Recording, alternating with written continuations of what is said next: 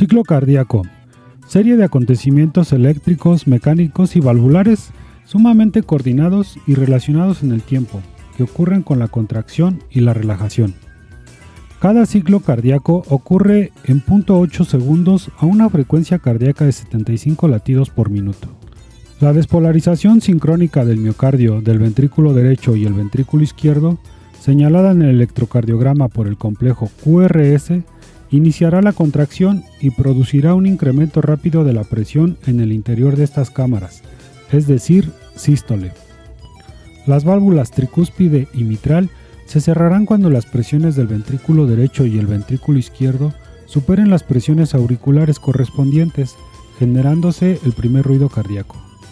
Una representación bidimensional continua de la presión y el volumen dependiente del tiempo del ventrículo izquierdo a lo largo del ciclo cardíaco generará un diagrama espacial de fase que resultará de utilidad para analizar la función sistólica y diastólica del ventrículo izquierdo. El ciclo cardíaco comenzará en la telediástole. Durante la contracción isovolumétrica se producirá un aumento brusco en la presión del ventrículo izquierdo a un volumen constante de este. La apertura de la válvula aórtica se producirá cuando la presión del ventrículo izquierdo supere la presión de la aorta, comenzando la eyección.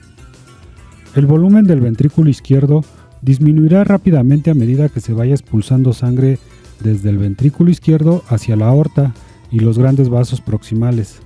La válvula aórtica se cerrará cuando la presión del ventrículo izquierdo descienda por debajo de la presión aórtica al final de la eyección. Este acontecimiento irá seguido inmediatamente de un descenso rápido en la presión del ventrículo izquierdo, en ausencia de cambios en el volumen de dicho ventrículo, es decir, relajación isovolumétrica. La válvula mitral se abrirá cuando la presión del VI descienda por debajo de la presión de la aurícula izquierda, iniciándose el llenado ventricular izquierdo.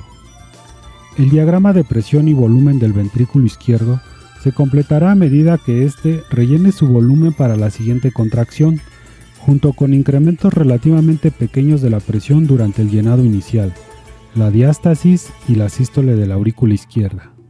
El movimiento del lado derecho del diagrama de presión y volumen hacia la derecha será característico de un incremento en la precarga, junto con un volumen sistólico mayor, mientras que un incremento en la poscarga provocará que el diagrama de presión y volumen se haga más alto, es decir, mayor presión del ventrículo izquierdo, y más estrecho, es decir, disminución del volumen sistólico.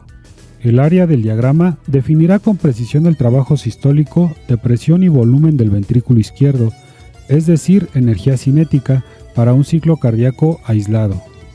El análisis de la presión y el volumen proporcionará un ejemplo útil de la fisiopatología de la disfunción sistólica o diastólica del ventrículo izquierdo como causa de una insuficiencia cardíaca subyacente.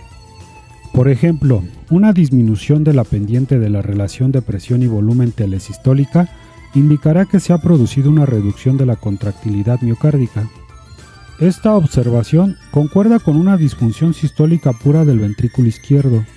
Este hecho se acompañará a menudo de una dilatación compensadora del ventrículo izquierdo, es decir, desplazamiento hacia la derecha del diagrama de presión y volumen, junto con una relación de presión y volumen telediastólica normal. Un aumento de la precarga podría preservar el volumen sistólico y el gasto cardíaco, pero a costa de incremento del llenado del ventrículo izquierdo y de las presiones venosas pulmonares. Por el contrario, un aumento en la relación presión-volumen telediastólica indicará una reducción en la distensibilidad del ventrículo izquierdo, de manera que la presión diastólica del VI será mayor a cada volumen de este.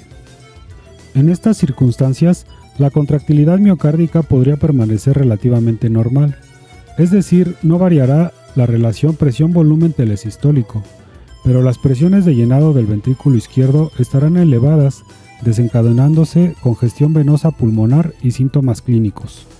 Por lo tanto, la depresión simultánea de la relación presión-volumen telesistólico y la elevación de la relación presión-volumen telediastólico indicarán una disfunción sistólica y diastólica del ventrículo izquierdo.